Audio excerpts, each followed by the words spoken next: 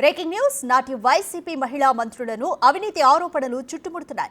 యువజన క్రీడల మంత్రిగా పనిచేసిన రోజాపై ఆడుదాం ఆంధ్ర పేరిట 100 కోట్లకు పైగా అవినీతికి పాల్పడినట్టు ఫిర్యాదులందాయి. నగిరి నియోజకవర్గంలో భూ కబ్జాలు, ఇతర ఆక్రమణలకు పాల్పడ్డారన్న ఆరోపణలున్నాయి. దీంతో రోజాపై సమగ్ర విచారణకు ఆదేశిస్తామని సభలో ప్రకటించారు మంత్రి రాంప్రసాద్ రెడ్డి.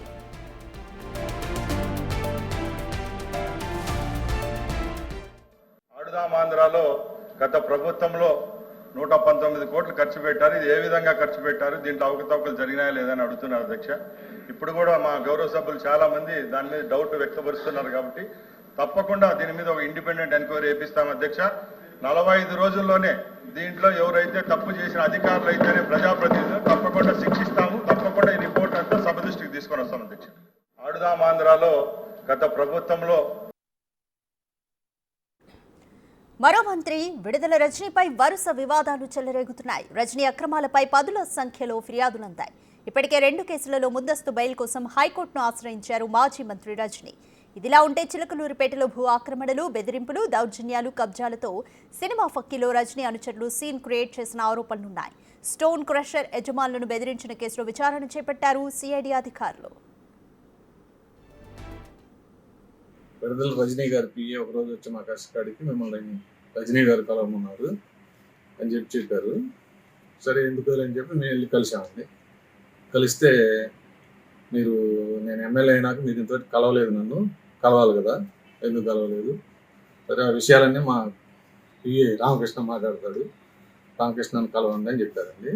ఇట్లా ఎమ్మెల్యే గారికి 5 crores 5 కోట్లు ఇవ్వండి, మీరు వ్యాపారం రన్ చేసుకుంటున్నందుకు ఈ నియోజకవర్గంలో అని చెప్పారు. అన్ని అనుమతులతో నడుపుతున్నాము, ఎందుకు ఇవ్వాలంటే ఇవ్వాల్సిందే, మీరు ఒకసారి మరి ఎమ్మెల్యే గారు చెప్పారు అని అన్నారు. సరే మేము ఆలోచించుకుంటా కలవలేదు 2 నెలలు. తర్వాత ఒకరోజు సడన్గా విజిలెన్స్ ఎస్పీ వాళ్ళ సిబ్బందితో 20 మంది సిబ్బందితో వచ్చి ప్రెస్లో రైడ్ చేశారండి. మీ అన్ని లోపాలు ఉన్నాయి అని చెప్పి వెళ్ళి మరుసటి రోజు మైనింగ్ వాళ్ళని పంపించి క్వారీలన్నీ మీకు ఎంతంత క్వాంటిటీలు వచ్చినాయి, ఇంత ఎక్కువ కొట్టారు, దానికి గాను మీకు 50 కోట్ల పెనాల్టీ పడుతుందని చెప్పారు.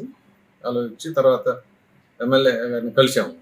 కలిస్తే మాకు ఇవ్వాల్సిందే డబ్బులు అని చెప్పి అన్నారు.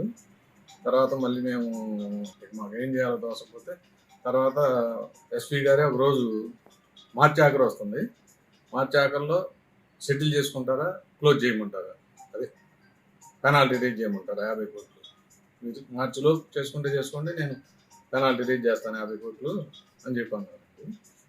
సరే మేము అట్లా కాదని చెప్పి అంటే ఎస్పీ గారు సరే మీరు రామకృష్ణతో కాదు గోపితో మాట్లాడుకోండి అని చెప్పారు. సరే గోపి గారిని కలిస్తే సరే ఎన్ని కాదులే, ఒక 2 కోట్లు ఇవ్వండి, ఫైనల్ చేస్తానని చెప్పారు. తర్వాత 2 కోట్లు ఆమెకి ఇవ్వమన్నారు.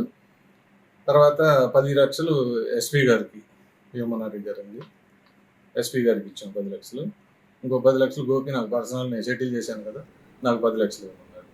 అట్లా మొత్తం 2,20,00,000 ఇవ్వాలి. పలువురు ఫిర్యాదు చేయడంతో కొన్ని కేసులను ర్యాలీ చేసుకున్నారు మాజీ మంత్రి రజనీ. ఇదిలా ఉంటే డబ్బు తీసుకుని మోసం చేశారని వచ్చిన ఫిర్యాదుల కారణంగా కొందరికి డబ్బు తిరిగి ఇచ్చేశారు రజనీ అనుచరులు.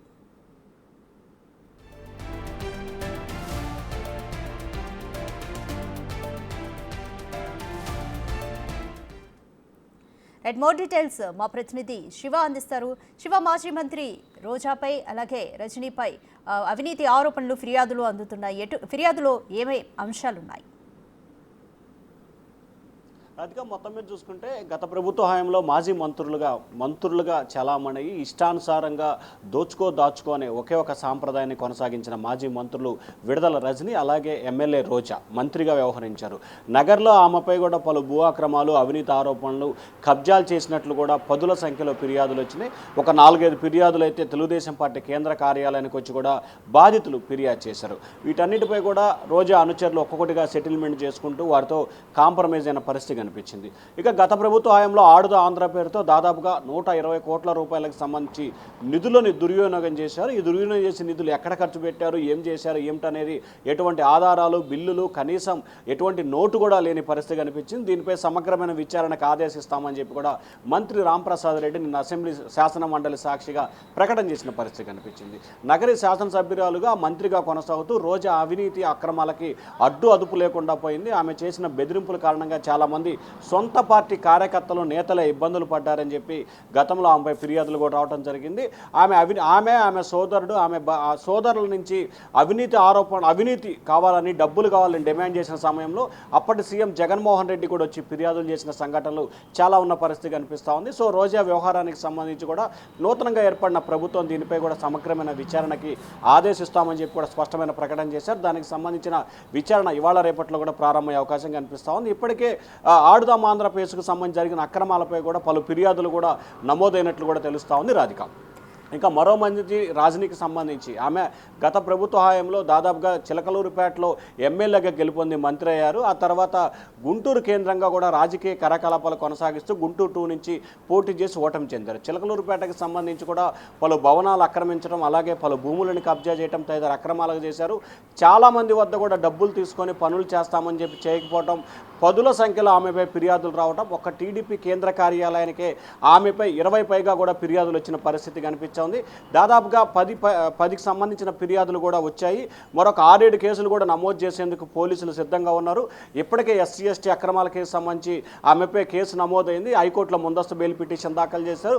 మరొక వైపు ఆ చిలకలూరుపేటకు సంబంధించిన భూ వివాదాలకు సంబంధించి ఇంకొకటి హైకోర్టులో ముందస్తు బెయిల్ పిటిషన్ దాఖలు చేశారు. అలాగే చిలకలూరుపేటకు సంబంధించి ఒక షాపింగ్ కాంప్లెక్స్ను తక్కువ రేటుకి విక్రయించలేదని చెప్పి కూడా బలవంతంగా కాలువ దోవి షాప్కి వెళ్ళటం, అంటే షాపింగ్ మాల్కి వెళ్లకుండా అడ్డుకున్న ఘటనకు సంబంధించి కూడా పోలీసు అధికారులకి ఫిర్యాదు చేశారు. అలాగే స్టోన్ క్రషర్కి సంబంధించి ఒక్కొక్క స్టోన్ క్రషర్లో 2 నుంచి 5 కోట్ల రూపాయలు ఇవ్వాలని చెప్పి బెదిరింపులకు పాల్పడ్డారు. అలాగే ఎడ్లపాడు సంబంధించి భూములకు సంబంధించి కూడా భారీ ఎత్తున డబ్బులు వసూలు చేసిన సంఘటనలు ఉన్నాయి. వీటిలో కొన్ని ఫిర్యాదులకు సంబంధించి కూడా ఏదైతే టీడీపీ కేంద్ర కార్యాలయంలో ఫిర్యాదులు చేసిన వాటిల్లో దాదాపుగా 7-8 మంది ఫిర్యాదులకు సంబంధించి వారు వెళ్ళి వాళ్ళ అనుచరులు వారు ఇచ్చిన డబ్బులు తిరిగి చెల్లించినట్లు కూడా బాధితులే చెప్పిన పరిస్థితి కనిపిస్తూ ఉంది.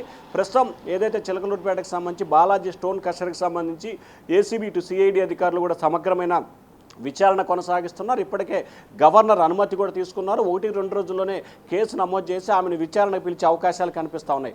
మొత్తం మీద చూసుకుంటే మహిళా మంత్రులు మహిళలకి, ప్రజలకి మేలు చేయాల్సింది పోనిచ్చి వారిద్దరు స్వలాభం కోసం పనిచేసిన సంఘటన అయితే గత ప్రభుత్వంలో కొనసాగింది రాధిక. శివ, మంత్రి రాంప్రసాద్ రెడ్డి సభలోనే రోజాపై సమగ్ర విచారణకి ఆదేశిస్తామని కూడా ప్రకటించారు. దీనిపై రోజా ఏ విధంగా స్పందిస్తుందనుకోవచ్చు? అంటే ఇప్పటికే ఈ అంశానికి సంబంధించి గతంలో అంటే ఒక ఇదేనే కాదు, తనని కూడా అరెస్ట్ చేయాలని చెప్పి చూస్తున్నారు. చేసుకోనివ్వండి అని చెప్పి ఆమె సమాధానం చెప్పిన పరిస్థితి కనిపించింది. ఆడుదాం ఆంధ్రాకి సంబంధించి గతంలో ఆమె నగరి తిరుపతిలో మీడియాతో మాట్లాడిన సమయంలో తాను ఎక్కడా ఎటువంటి అక్రమాలకు పాల్పడలేదు, కావాలనే కూటమి ప్రభుత్వం కక్షపూరితంగా వ్యవహరిస్తుందని చెప్పి గతంలో అయితే మాట్లాడారు. ప్రస్తుతం రాంప్రసాద్ రెడ్డి శాసన మండలిలో చేసిన ప్రకటనకు సంబంధించి రోజా కానీ, ఇటు వైఎస్ఆర్సీపీ నేతలు కానీ, లేదా నగర నియోజకవర్గానికి సంబంధించిన వైఎస్ఆర్సీపీ నేతలు ఎవరు కూడా ఇప్పటివరకు స్పందించలేదు.